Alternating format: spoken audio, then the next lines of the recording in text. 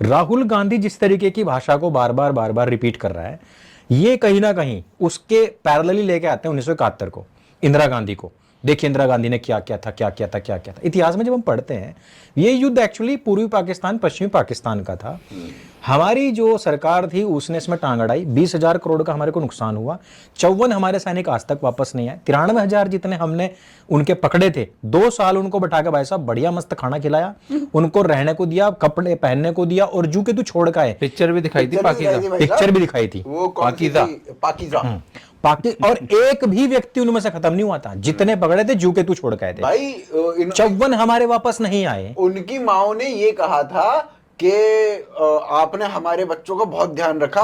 और मैं उस शख्सियत का नाम नहीं लेना चाहता, वो बहुत आदरणीय है, नहीं तो उनके बारे में कहा था कि वो तो हमारे बच्चे के जैसे हैं। हाँ ठीक है।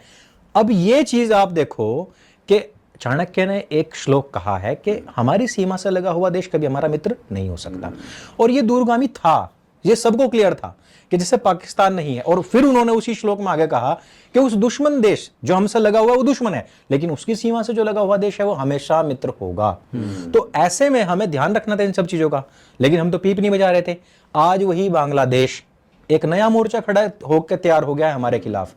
आप ये बताओ मुझे कि क्या ये सरेंडर नहीं था जो हमने, जहां तक हमारी सेना घुसी हमने वो छोड़ा, पीओके हमने छोड़ा, 93,000 को 2 साल पाला, 54 सैनिक हमने वापस नहीं लिए, और आज फिर एक सपोला हमने सांप करके, दूध पिला पिला कर सांप करके, और फिर से भारतवर्ष को डसने के लिए छोड़ दिया। क्या ये सरेंडर नहीं था?